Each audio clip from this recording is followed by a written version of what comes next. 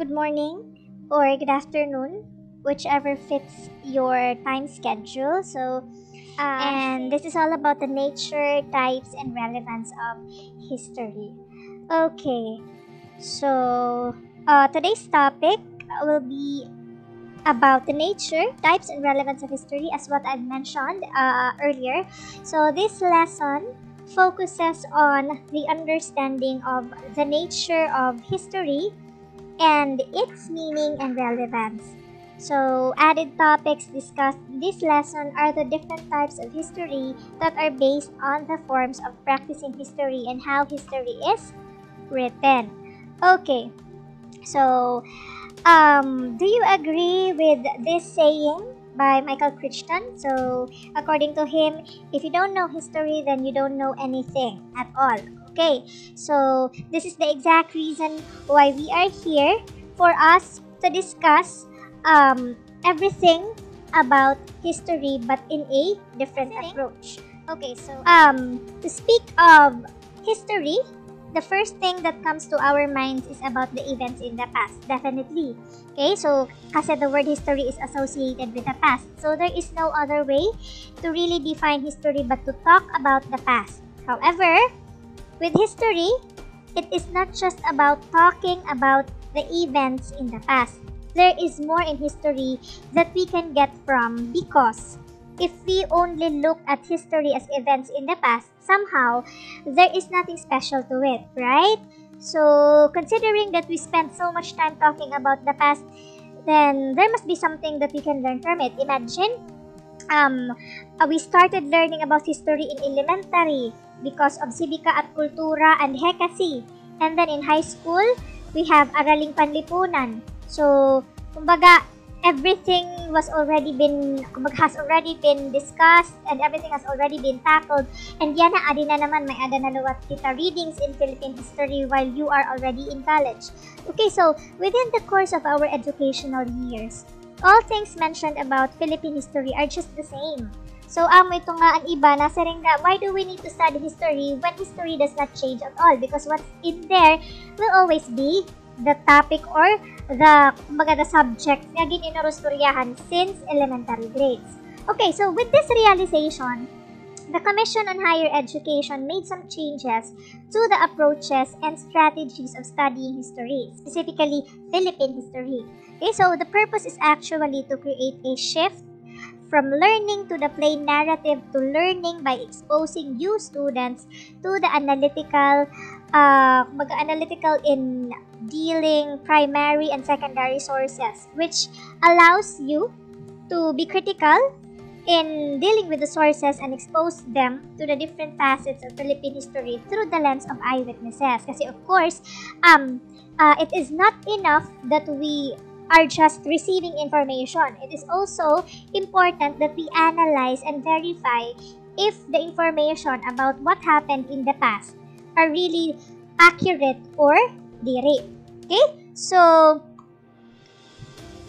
history is actually not what happened in the past, but rather it is the act of selecting, analyzing, and writing about the past according to James Davidson and Mark Lytle. So, to study history, one has to be critical and analyze if everything that was written, primary or secondary, is factual or not and is not biased, which means that history, therefore, is about the past and the study of the past. So, we do not just focus on the narratives or the rote learning or the memorization part about the facts of history or in history, but rather we are already in the new era of learning history by analyzing and by verifying the information written in our history books. Okay, so now, for us to better understand the nature of history, let us have an analogy. Okay, so here is our analogy. This is you, Kao, and this is your friend. Okay, so one time, you went to a nearby municipality para makipamatron. Okay, kaya inihiya nga imong friend invited you for the town fiesta. Ikaw naman too eager to go there because you want to experience the celebration iton dito nga municipality. So you went there. Kadahan nag-enjoy ka hambukos nga adlaw until naabutan ka hanggang Then you were about to go home and you and your friend were walking tipakat to sa may bus station or bus stop. Tigda nga nag-brown out. Siguro mga 8 o'clock or 9 p.m. na hanggang Okay, 9 p.m. na, yeah. 9 p.m. And then, suddenly, nawarayan hin kuryente. Nag-black out. Okay, so nagsisirom. While you were walking before the power went out, may daka mo na agihan nga building in your right. Okay, so ini nga imo friend, very kuan man hiya, very active and very saring pa boy scout or girl scout hiya. May daniya dara nga flashlight kay imo cellphone kasi naglobat. Okay, so while you were walking, naagihan ninyo nga building, and then that building was a bit medyo napabayaan na ni tsura. And although makikita mo nga pwede pa hiya magamit, and out of curiosity, you asked your friend kung ano na hinabuhang building, why was it abandoned, and kung kay ano nga diri na hiya functional. Anyway, ng imo friend, because he is very enthusiastic in telling you about the building or the story of the building. Ito gin flashlight, and are you referring to this building? Tapos may nakikita nga portion han building nga nafo-focus han iya flashlight. And then while nag-istorya hiya kung ano ang nahinabuhan building, kung kay ano nga abandoned hiya, may daya mga parts nga din focus na niya flashlight. Okay, so nasa hiya nga ini nga building, amo ini an hospital before, or probably magiging hospital. Unfortunately, nagkamay ada issue ang politician nga nagpropose hini. So sugad kuno hito na hinabo. So amo ito niya istorya imo. That was based on the stories also in their town. Okay, so the whole landscape in the darkness, actually, if you're going to look at the analogy, it represents all of history. Okay, so masirom. May ada mga parts because of the darkness, may ada mga parts nga waray mo kakikita. So your friend with the searchlight or the flashlight represents the historian. Kumbaga, if you can notice, kung hain laan na i-illuminate han iya flashlight, that's the only part nga imo nakikitaan. Kaya kumbaga, man lang imo nakikita. So, mula init imo masisiring nga, asya ini posturahang building. And based han kung ano ang istoryahan imo friend, then, mula ito ang imo marireceive ni information. Okay, so, based on the analogy that we have, okay, here, we can say that history is actually vast, which causes the historian to only speak of the portions of the total past. Of course, kung ano laan iya aram about han building, and kung ano laan, kumbaga, kung ano laan nafa-flashlightan, then amo laan na ipapakita ha imo. So, from here, we can really say that it is more, kumbaga, history is more than just the plain narratives. Okay? So, to study history, you have to be critical and you have to analyze if everything that was written, may it be primary or secondary, kumbaga, is factual or not, and is not biased. Okay? Therefore, history is about the past and the study of the past. Okay, so let's look back again an aton scenario kanina, analogy. So, ano pa ini? Your friend, ano mo friend nga nag-iistorya, di ba? Nasa ring dito nga kung hain laan, an nafa-flashlightan, mula an nakikita nimo. So, in this situation, masiring kita nga based on niya istorya, on the part of the historian, ani mula sangkay, the selected happenings are not only narrated but are also analyzed. So kaano nga nasin also analyzed, because pag ikaw bisan ikaw magi-istorya ka ha imo ibang nga friends, based han usa nga event nga imo nakita, you include your analogy or your analysis about the event. Di ba? Masin ka nga, uy, adto, may ada dito yung aksidente. Siguro, mas malaksi adyan usa or siguro nawarayan treno. So, even before nagkamay adahin ang tawag din, investigation, may ada ka na come up nga inference. Okay? So, the result of this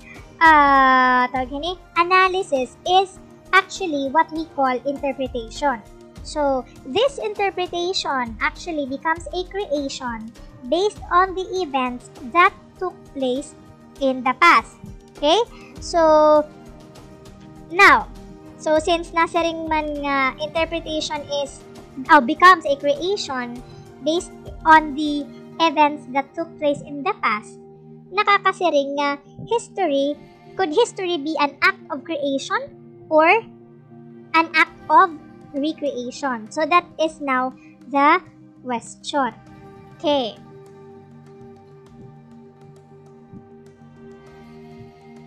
Okay. So, here.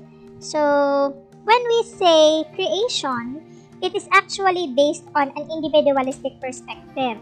So, that is why with individualism, however, certain factors may have affected or influenced the writer's or the historian's view.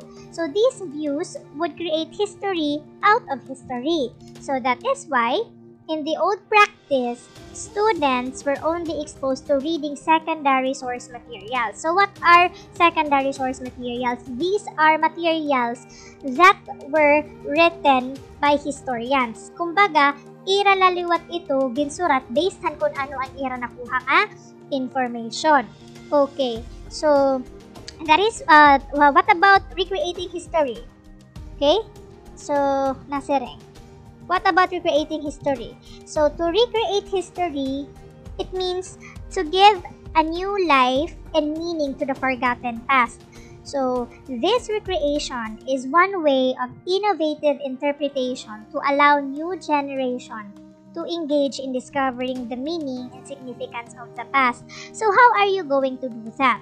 Of course, you as a student must be analytical and must be keen in observing and in identifying if the information that you are reading or if the information that you are receiving are primary or secondary source only. Now the question, for instance, if you read something on Facebook, example, a shared post, what do you usually do? Once nakita ka muhan information, do you read and verify before hitting the share button, or you read and then just share just because it fits your opinion or idea? Okay, whether kumbaga without even verifying if the information is true or not. Okay, so pwede nga adto kitahan una nga nagve-verify anay, or pwede didihan usa nga diri nagve-verify an aton naging gamit nga verification an aton gut feel or an aton opinion. Okay? So, all of us are actually guilty about it. Pero sa ring pangani, it is not how historians should tell or retell the story. Okay. Now, so, historians' reliability on the surviving records implies their infallibility. Meaning, kung na-rely ang mga historians on available materials, then there's a chance that they will be biased. Okay, so, kumbaga they are prone to committing errors. So, no matter how they try not to be biased on their analysis and interpretation, of course, there is still that tendency to be so. Okay, kaya kumbaga, ato gulahiya, nagre-rely on information na nakukuha. So, despite the idiosyncrasies, there are actually two theories or types of history that we can consider. Okay, so, here, these are the proposed types of history. We have the factual history and then the speculative history. Okay, so let us first understand the terms literally. So factual means that it is something that can be proven or has already been proven by some means. But when we say speculative, that means it is something that can be viewed from a different theoretical perspective or lens. Okay, so kumbaga nagsispekulate ka. So when ka nga factual, it's already proven that that is the information. While when you say speculative, you are not satisfied with this angle, then you will look at the different angle of it. Okay, so when we say factual history, it is to show proof and validity, and it will try or it tries to analyze the information by answering the 3 WH questions: the what, who, and the when. Okay, so the what question will identify specific events in the past. So there are many events in history that we can actually cite. Okay, so the who allows the historian to get to know the persons or the personalities involved in the event. So the involvement of the personages also needs to be considered, for others may just have no significance. So for instance, there are many persons involved in the cry of Balintawak, but of course, history only mentioned those people who have a significant role in the said gathering. So another is the battle between Lapu-Lapu and Pachalan. Of course, dadamo dito ang mga involved dito nga event, and dadamo gihapon dito ang siring pa nakamatayhan mga troop or members of the troop ni Magellan. And even the death of Magellan is said to have been caused by, not by Lapu-Lapu, but by one of the soldiers of Lapu-Lapu. And the exact reason kung kay ano nga Lapu-Lapu ang gimi-mention ha aton mga history books is that he is the significant individual during that event because he was the chief of Mactan and he was the leader of the troop. Okay, so kumbaga the credit goes to the leader. Okay? So, it's not necessary actually to mention others, although siring pangatanan man hara nagburublig kun paano ngan kun kay ano nga na-defeat ang mga Spaniards. Okay, so now, the when question. Okay, so the third question on factual, which states and determines the time and date of a particular historical event, will actually add accuracy and reliability of the information. Okay, so this is what we call again factual history. I'm sorry. Okay, so the next is speculative history. So in speculative history, this is the type of history that answers the questions why and how. Okay, so this is a kind of inquiry that uses counterfactual speculation of historical events to reflect our present society and the social construct or of memory.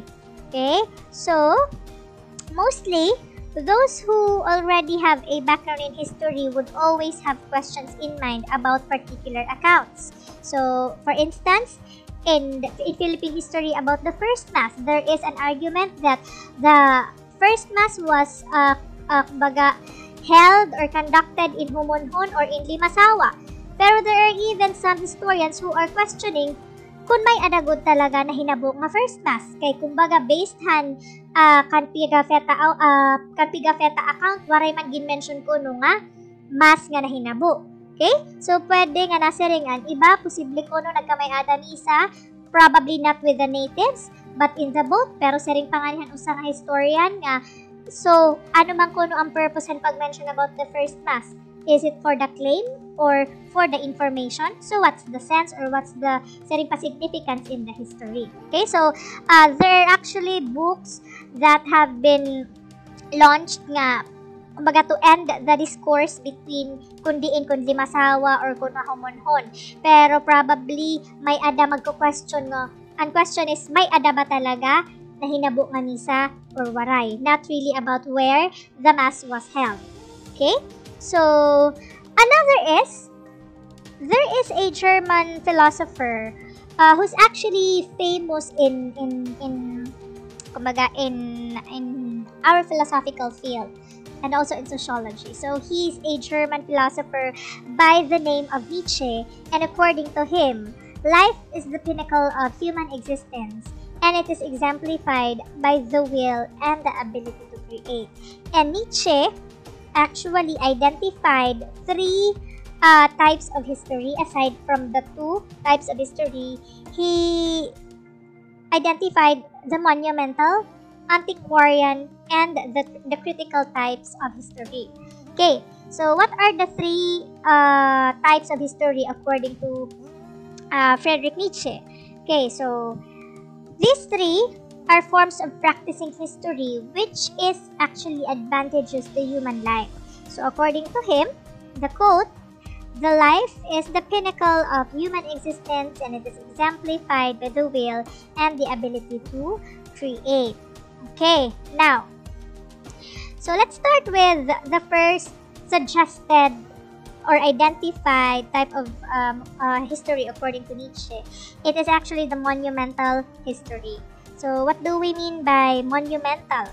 So according to Nietzsche, this type of history is very common to those people who have made significant achievements in the past and contributed to, kumbaga, to society, especially to the country. So this type of recognizing the great works of men and women is what he calls monumental history. Okay, so for example, Gabriela Silang, Jose Rizal, hino pa ini, Andres Bonifacio, Marcelo del Pilar, and many others who, kumbaga, when we talk about history of the Philippines, aana ito haratanan ha, history books naton. Okay, so he was able to formulate such practice of history for the fact that humans have, along with their knowledge of pre and post existence, is the experience of life itself. So this means that humans should not make an unhistorical reading because everyone or all human beings are expected to make or create history. Okay, so the way to make the experience of a great life is actually to leave something for your memory to last forever. So, kumbaga saring pa, you leave a legacy and then you will be remembered. Okay? So, in the Philippines, this is very common, even yan na nga panahon. So, may kita gintatawag na bagong bayani or the modern day heroes, which, who do not necessarily engage in wars and battles. Instead, their contribution has made great significance to the country. For instance, those who have invented invented machines, or sino ta naka-discover kung ano nga process just to make the lives of the Filipinos easier. For instance, adto nga nag-propose yan, mga iba-ibang mga inventions that are, or innovations, not necessarily inventions, but rather, pwede man ang mga innovations. When we talk about innovations, these are things that have been upgraded, mga existing invention na gin-upgrade lang. Okay? Mga suga dito. Okay, the next type of history, according to Nietzsche, is what we call the antiquarian. This is the second type, and it gives relevance or reverence to the past. So, like the saving of the old buildings. Okay, so the purpose of this is actually to preserve the past for current and future admiration. Baga these preserved structures are considered to be emblems for, kumbaga, or setting pa memento of what happened in the past. May it be a happy event or signata tragic event. Okay, so we have the NHCP, or the National Historical Commission of the Philippines, that is responsible for determining and declaring structures as national heritage because they create cultural mapping to check if that specific structure is really significant in our history or not. So based on their assessment, they will be the one to declare the structure as significant in our history and can be considered as a heritage or national heritage. So for instance, in this image that I have used here, this is a structure in Calle Crisologo in Vigan, which is actually still there. Yan na, baga medyo siguro gin-renovate na gada ini ang ibang part, pero kumbaga ang sering pa the structure, the whole structure is still there, and kumbaga the cements that were used, probably adi pa nga door, gingamit ini pati actually ini nga kalsada. So gingamit ini or ginhimo during the Spanish era pa. So in the Philippines, there are only a few places that hold and keep our or their cultural heritage. One is Vigan, amo na nga ini, and then others are in Carcar City in Cebu, in Bohol, in Baguio, and even in Mountain Province, and also in Iloilo. There are a lot of structures there nga kumbaga panahon pa ng Hapon or panahon pa ng Kastila sa ring paman.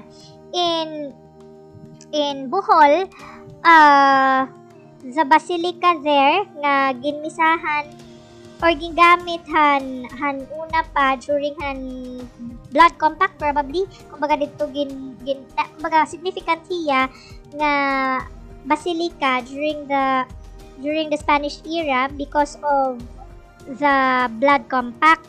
So unfortunately, ang tawag gini, naruba ito hiya nga structure ito nga basilika, the Baclayon Church, because of the earthquake in, when was it, 2018 I guess. An earthquake na naghit ha Bohol, medyo makusog-kusog hiya, that actually ruined the Baclayon Church. So significant hiya aton history. Okay, the third and last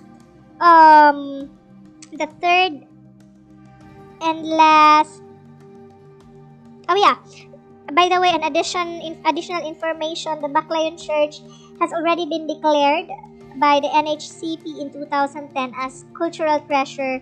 Okay, so there. And the last one, 2013, not 2018. So that was 2013 na 7.2 magnitude earthquake that hit Bohol, and many churches in Bohol, including Luis Lubok Church in Bohol and the Baclayon, were greatly damaged. So ito ngayon na diri na api ha UNESCO World Heritage and Baclayon because it's no longer there. Okay, so the third and last type of history according to Nietzsche is the critical history. So this type of history selects the best from the past to create and build a better future. So in this way, the critical historian judges, interrogates, and ultimately condemns the past. So it is where we try to look and analyze the stories told about the past and sift those others that are worthy of continuation in the present. So kumbaga, diri nga tanan nga nahinabuhan past are worthy to be continued to the next generation. So ito nga the historian critically selects the information that needs to be passed on to the next generation. So actually, it is also what Chad is trying to address by allowing you students to immerse yourselves in the different primary and secondary sources. Anyway, after the discussion, there is in your learning task, you will be tasked to identify if the information or the source of the information is primary or secondary. So you will have the opportunity to make your evaluation and formulate criticisms on the various primary and secondary sources. Actually, it may sound boring, but if you are already doing it and into it, you will probably enjoy it. So for instance, if you are going to use the latest trend right now, the Marcos issue. So if Marcos was really, for instance, if Marcos was really worthy to be considered as a dictator or dere. So it's all up to you based on the information that you receive. But of course, the information that we are currently receiving are from the social media, which we do not know if this information are really factual or not. So amo na itong time na magagamit nimo ang aton mga nahibabaruan din hiyan aton discussion. Okay, so far, are you learning something? So I just would like to remind everyone to keep note and yes, to take note of the questions, or if you have any and then suggestions or clarifications about the discussion, and then next meeting, once we go online, we will discuss them. And you will be expected that you've watched this presentation. So pag abot nato na discussion, diri pwede nga mabaton ka mo nga, ma'am, I wasn't able to watch the presentation because the exact reason why I have pre-recorded this topic is for you to be able to review it at your convenient time. Okay? So the last part of our discussion is about the uses of history. So we may be asking, what will be, aside from the fact that history is actually represents who we are and our culture, there are other uses of history, of course, and that is the exact reason why up until now, nga adi na kamuha college, we are still studying history. Okay? So the first is History can be influential and shaping human affairs. So what do we mean by this one? Actually, humanity revolves around history. So no matter what we do, no matter where we go, we are still attached to our history. So it is only in history that we get to know how people and societies behave. So for instance, Filipinos would not have an understanding of our own identity without referring to the kind of living to the early ancestors. So definitely, masaring, my father is a gambler, especially cockfighter hiya, masaring. And inihiya nga cockfighting was actually inherited from the culture of the Spaniards because the Spaniards taught us about gambling. Okay, so permanente kita nga na-refer ha atong history. Okay, so Filipinos would not be or would not have developed patriotism and nationalism without looking at how the first Filipinos fought for their rights and gained liberty from the colonizers. So we use Rizal, Del Pilar, Lopez Haina, Bonifacio, ito hera gagamit natin ito hera nga examples when we talk about patriotism and nationalism. So masaring kita nga Baman Rizal at the age of 35 damo na niya na-prove iya kalugaringon. So kay ano nga yan na nga panahon kamakuri na bisan naman la pag-submit lahan module kamakuri na himuon. How much more una nga panahon ni Rizal nga diri pa uso at social media. So hiya Rizal was actually or is actually considered as national hero because of his capabilities. Aside han iya pagiging fluent in speaking 22 languages, usaya nga doktor, usaya nga architect, in the sense han pagiging in the sense of architecture, and usahiya nga tawag ni scientist, and he even discovered 2 species of frogs gingaran after ha iya. So masaring nga kakabibisi hinduro ni Rizal, and he was able to kumbaga to live a fulfilled life. Yes. Kaya at the age of 35, he is already accomplished. Okay? So, masikay ano nga haya na nga panahon di rin natin makaya. Masikay busy kami. O, busy luwat Rizal at unang panahon. Okay? So, there. So, history can be influential in shaping human affairs because we actually refer to our past when we are talking about ourselves. Okay. So, next is history provides informed perspectives about the world. History offers people an understanding of change, especially in getting an understanding of how society came to be. So the past events and human affairs caused the evolution of the present and will eventually continue to change in the future. But no matter how much the change will be in the future, history will still be history, and history will still be the reference of everything. Okay, so we are always caught up with questions on how and why events happen. So pain, sufferings, and abuses, kumbaga nga na-experience of the Filipinos during the colonization, the impact of American occupation in the Philippines, the challenge of patriotism and nationalism that the Filipinos faced, kumbaga gave rise of the different political parties.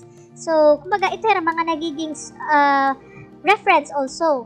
Okay? So, about the perspectives, our perspectives about the world. So, each country has its history. And through these histories, we are exposed to the different perspectives of the world.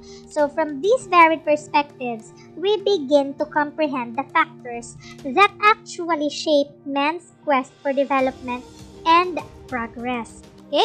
So, kumbaga, amo nga nito nga nasaring haaton lecture or haaton lesson in understanding the self nga may dakita gintatawag nga historical relativism, which was actually proposed by Boas, a German philosopher, so or theorist and anthropologist. Iya to gin-propose nga kada culture may dahiya kalugaringon nga history. So everything is subjective. So kung ano man ang nahinabuhang culture yan, that is because of the history of that specific area or country.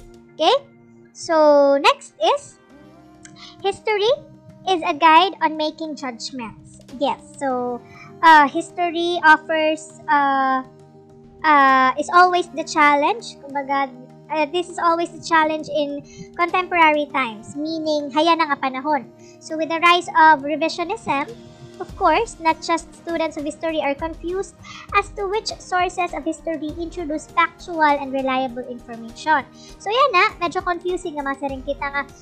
When we were in elementary, we were taught that Rizal actually said that ang hindi marunong magmahal ng sariling wika ay mahigit sa hayop at malansang isda. Okay. May tundin tutduha aton. That statement is actually posted on the walls of our classrooms when we were in elementary. However, some historians found out and discovered that it was not actually Rizal who said that, because there is no proof that Rizal wrote that poetry. Kasi, in fact, Rizal is not even fluent in speaking Tagalog. He is more fluent in speaking Spanish. So, among the 22 languages nga he can speak fluently, Tagalog is not one of those. Kay diri hiya masyado nga fluent ha Tagalog, just because probably he's not really using it every day. Okay?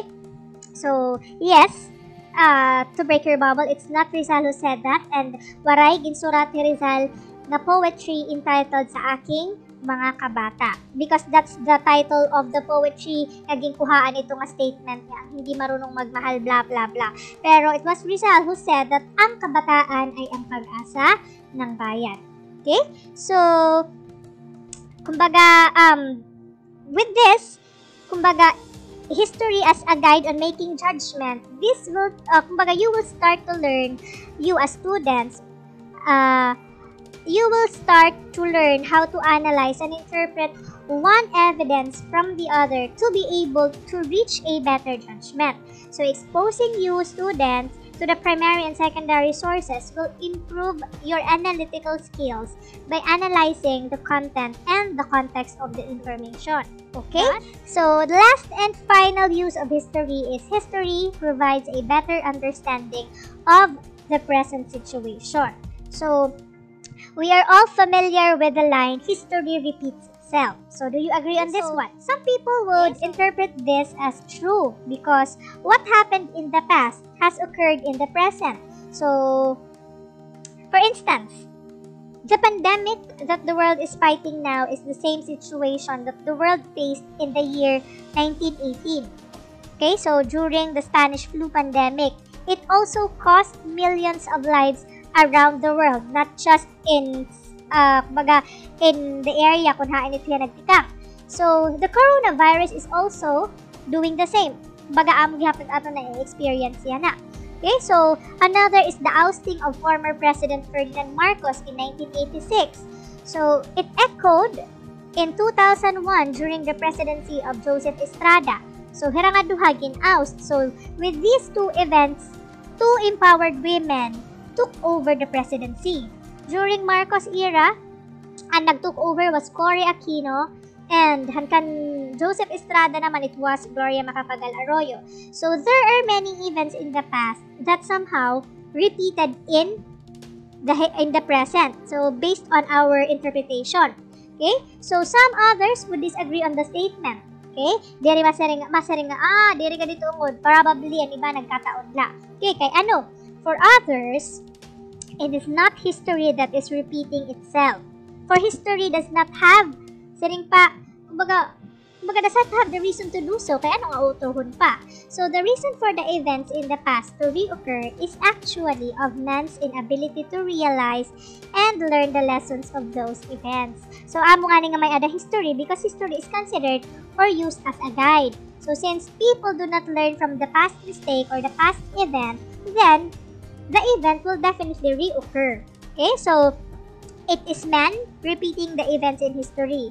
So man is the one in control of the events in the present. Dere an event ang may control han tao. So man does not have the right to blame the events in the past for the wrong that he has done in the present and to the future. But rather, the man or the individual should reflect on the events in the past to do better in the present and do his best in the future. Okay, so masaring nga. Kay kung suga nito, kung nahinabo naman nga yan ang parehas yun nga pandemic yan, na kaya naman nga padayon na diri lagi hapon na re-resolve ang problema, then that is the biggest question. What are the people doing to actually lessen or lower the cases? Kay anong paulit-ulit nga naghihinataasan aton cases? You have to ask that yourself. Kasi rin pa, it's not only the government that should be in control, but it also has to start in you. Okay,